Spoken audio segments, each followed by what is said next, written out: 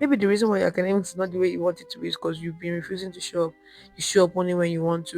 You show up when you feel like. But the top students, they show up when it's necessary. They show up when they don't like to. They show up regardless of their feelings. And that might just be the habit that your academics is missing. 78% of students keep habits that actually keep them stuck in their academics. And you people keep thinking that the top students in your class, they have this big, large system that keeps them ahead of you. But what if I told you that it was just simply the tiny habits that they execute every single week that actually keeps them ahead of you guys? That's why in this video, right, I'm going to be sharing with you 10 tiny habits that if you start implementing your academics today, you will actually get the grades that you deserve and actually become that student that you've always wanted to be. And if you actually want to start achieving your academic goals, right, I suggest that you also subscribe to this channel because here we're all about academic excellence, achieving that 5.0, and graduating with that first class that will make both you and your parents proud. So, anyways, let's get into it, right? And the first rule is the 1% rule. Think about any class that you've ever been, especially those boring classes. 50% of students are sleeping. The other 25% are talking to their useless man that will ruin their life, their useless friend that will ruin their life. 20% are trying their best to listen, but they are dozing somewhere halfway in the middle. But what are the 1% of students doing? The top students in your class, think about it.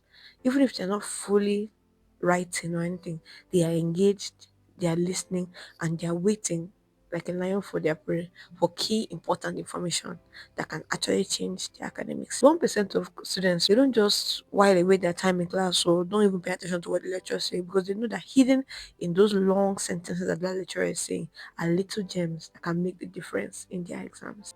And this next point links exactly back to this first point, and it's the fact that they note down the important updates. They keep records. They write down every single important thing that happened in class. Because multiple times in my exam, and I'm about to solve a question or I'm thinking of something to do, I link back to my notes that, okay, what did the lecturer use when he did it in class? By doing that, you are actually saving yourself stress and reducing the percentage of you actually failing that course. And this next task, a lot of you are falling short of it. And it's the major reason why you've not yet been able to join the top students. But if you actually key into this one, I'm 100% sure you'll be part of the top students in your next session. And it's the fact that they keep to their weekly tasks. Some of the top students I know, right, they are quite busy. Not only are they doing academic, they have a lot of other things they do. They do businesses, different kinds of things, right? But they make sure that at least every weekend they check in on their assignments, they check in on their notes, they check in on their project and all the things that they actually have to do. But you always wait to the last minute before you even check and find out what's going on in your life or what's going on in your academics. You wait until the last minute before you check your academic BP. But these people are not like that. Every single week, they ensure that they check their academic BP to know what's actually going on in their academics, what they need to get done, and what they need to start doing right now. And this next one, a lot of you will not like to hear this one. Oh. Me, I'm surely add it here because I've noticed that it actually helps the top students a lot. And it's the fact that they actually show up, that was it. They show up for classes. They show up for presentations. They show up for themselves when they say the study schedule. They always show up. They don't say that, oh, I will do this thing and then they don't end up doing it, or I'm not really in the mood today, so I might not just go through it. No, they consistently show up. Maybe the reason why your academics is not the way you want it to be is because you've been refusing to show up. You show up only when you want to. You show up when you feel like. But the top students, they show up when it's necessary. They show up when they don't like to. They show up regardless of their feelings. And that might just be the habit that your academics is missing. This next one is the fact that they are critical in their approach and thinking. They don't just make any decision because oh everybody else is doing this or nobody is reading this, so me I will not read it. No, they consistently critically analyze situations, assignments, and every single thing that comes their way. And this next habit is that they make it a habit to know, even if they don't know. They are always willing to ask, but they always make it a habit to know. They're not afraid to ask the person next to them, oh, what did the lecturer actually say? Oh, what's actually the correct update? What are we supposed to do? But they make sure that they know the correct updates, the correct methods, the correct structures that will actually help them with their academic. And this next one, a lot of people are not going to like this one is that they don't feel the need to prove. 99% of the time, right? Until you get your 300 level, most times you might not even know who the BGS is. And it's most times not even the person that's really like showing themselves or trying to prove that, oh, na me sabi this thing. Not that they'll be quiet in class, no. But they'll have those people that they're always trying to prove that, oh, me, I sabi this thing, me, I sabi this thing past everybody. But most times they're not the person. They just make sure that they understand it, they know it, and if anybody needs help, they are willing to help. But the act of always trying to prove that, oh, na me, na me, na me, na me, you hardly ever see the subsidies always trying to do it because they already know they're the shit. So why do they need to prove it? And this next one is something I found to be very, very common amongst top students. And it can just be the distance between you having a C and you having an A. And it's the fact that these guys have a team. Think of any superhero, any superhuman that you know in this world. They always had their team. Their groups of two, their groups of three, their groups of five, but they are never or hardly working alone, because there's power truly in numbers. There's power in numbers.